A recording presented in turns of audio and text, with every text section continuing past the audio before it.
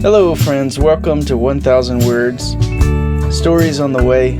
My name is Matthew Clark. Thanks so much for being here. Just quickly, would you take a second to subscribe to this podcast and then leave a review? That really helps to get this stuff in front of more people. One of my prayers is just that these episodes could be a life-giving thing for someone. And so when you review it, subscribe or share it, it means that somebody who may not have known about it has a chance to find out. And so you can help me make that happen. This week, as you may have noticed, the audio quality is a little different. That's because I'm away from my main studio. I'm out of town, and I'm staying with some friends for the next month or so. You might hear a dog bark in the background or some kids playing. So I'm writing and I'm recording this from within my converted Sprinter camper called Vandolph the White, and I'm currently in the driveway that I mentioned in the previous episode, which is kind of fun. In fact, this morning, my friend, his son, and I got up before dawn to go help do a little work with some other guys at the church. And just before I left, I was looking at chapter 15 of 1 Corinthians, where Paul assures us that our labor is not in vain, precisely because a literal return to physical life after having died is very much a real thing because of Christ's resurrection. And I kind of needed that little boost to remind me that my life is not a totally foolish waste of time, and maybe you do too. Just in case you do, here is this week's episode of 1000 Words, Stories on the Way, entitled Building Forward into Something That Will Never End.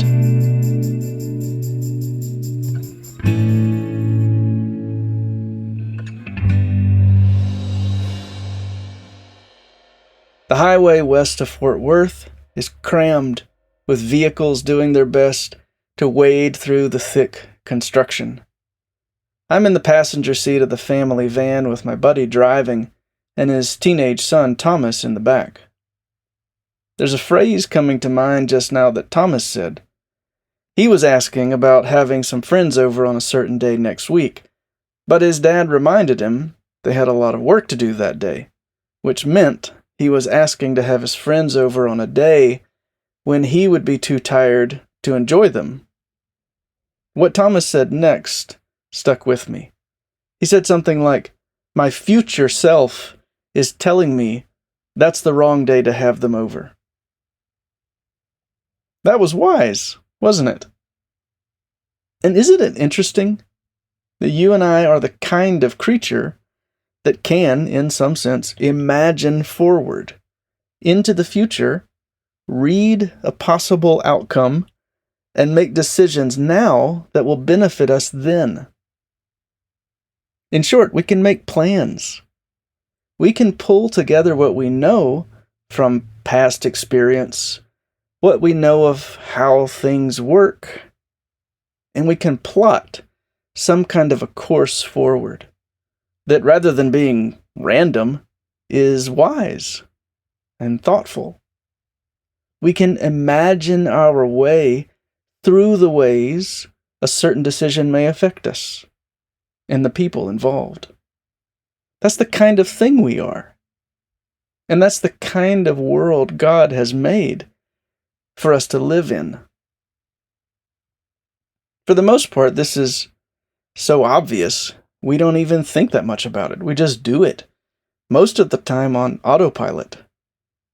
Although, the ability to rely on autopilot, of course, did not come pre-programmed.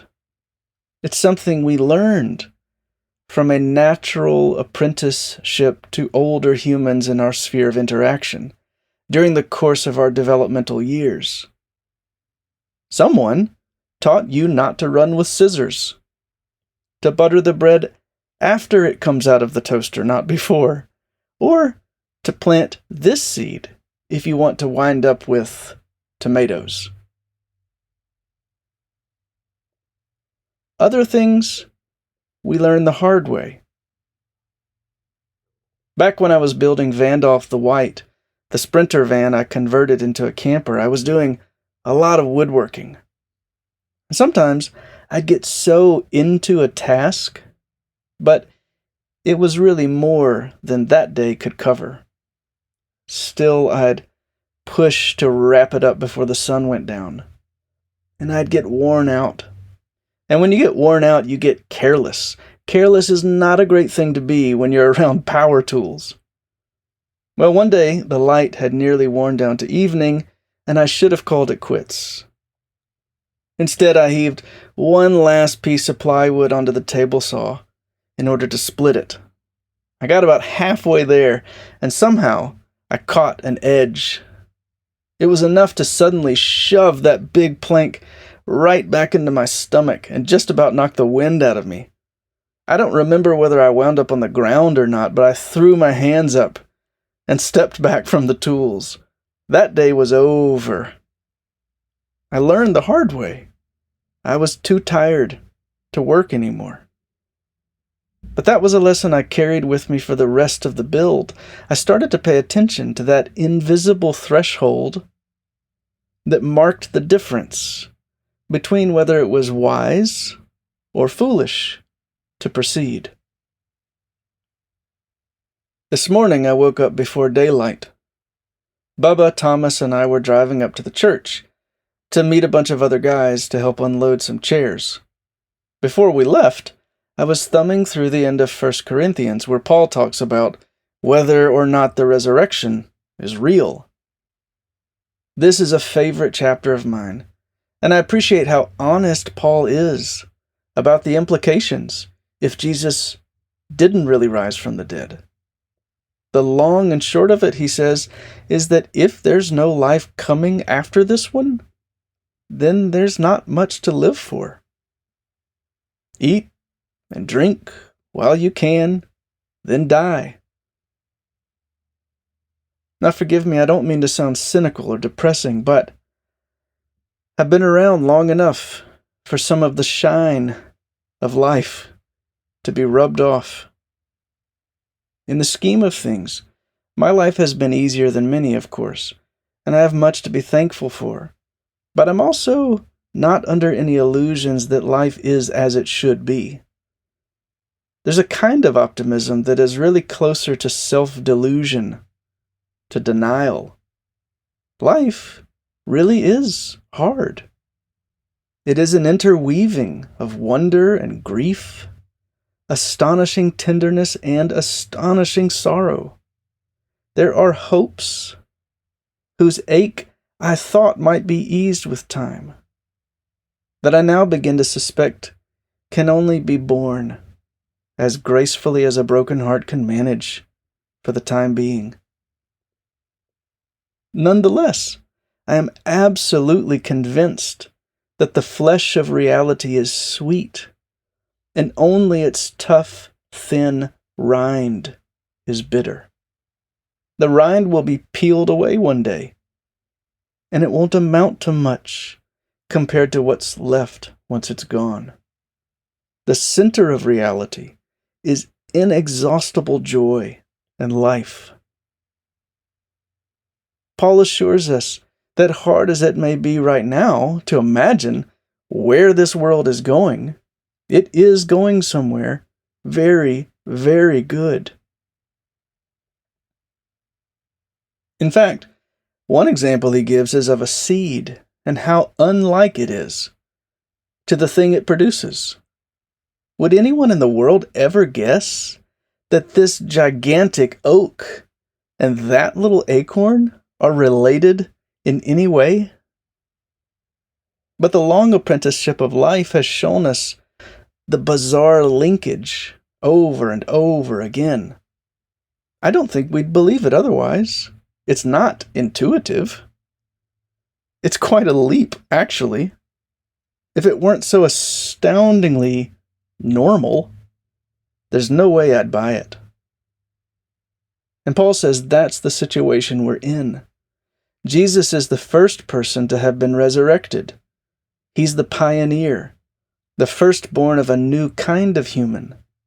They planted his body like a seed, watered by the Holy Spirit, called forth by the Father. And so the pattern is set for us by our Master, and the apprentices follow. Friends, this life is painful. It is crammed with good and bad. 1,000 species of death alongside 1,000 reasons to keep going.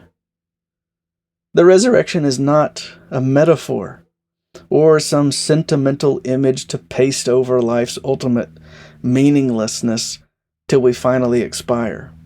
It is a real concrete hope.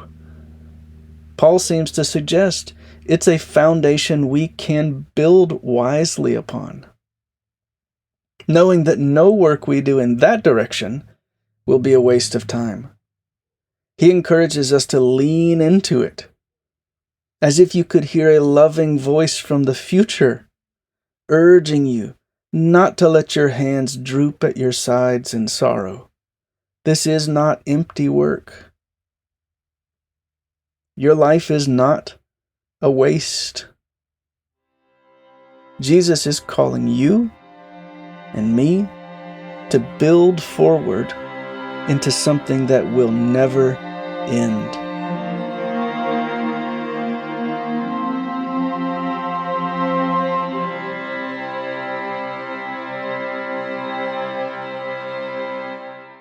To close us out today, I'm reaching way back into my song catalog to grab a song called Flesh and Bone.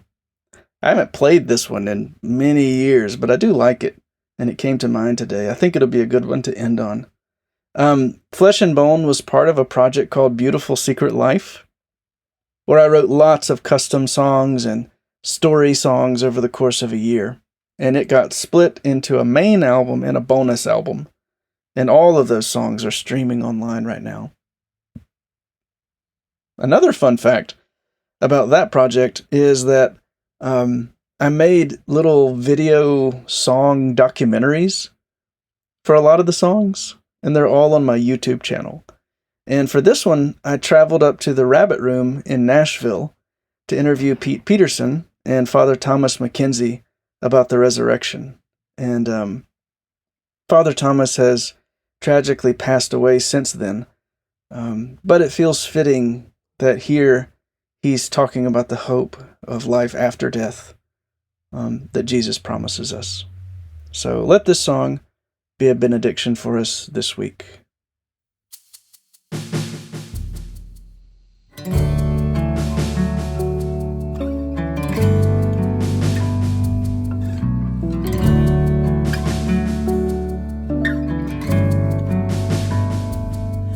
Pick the rosemary leaves and you crush them in your fingers, and the lost scent of spring rolls like Mary's sun for sinners.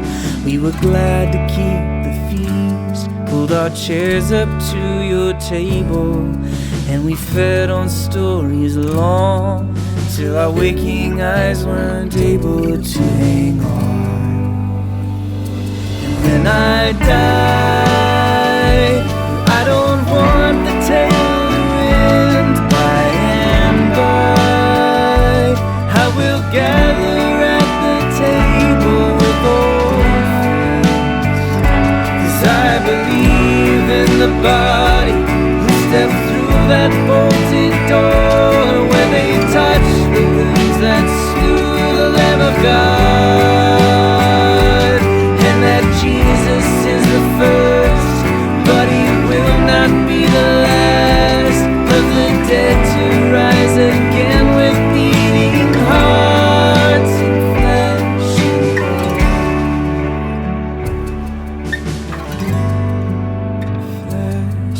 bone.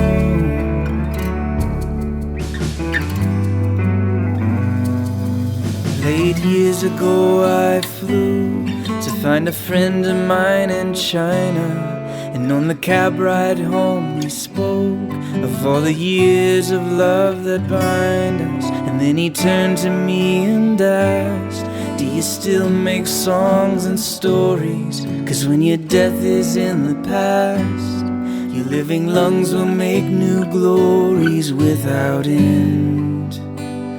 And when I die, I do not want the songs to cease by and by.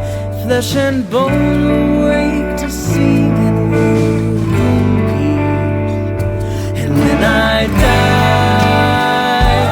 I will not stay dead for long. I will rise, taste and see and touch and smell the song with flesh and bone, with flesh and bone.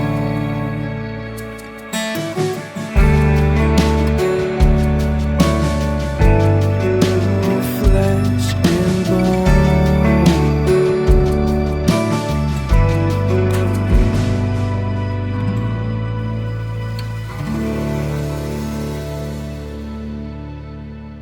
Okay, friends, thanks so much for being here this week. Please subscribe, leave a review, and share with a friend.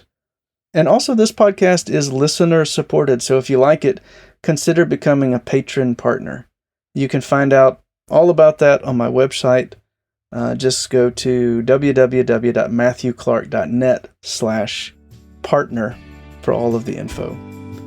Thanks so much, and I hope you have a great week. I'll see you next time on 1,000 Words, Stories on the Way.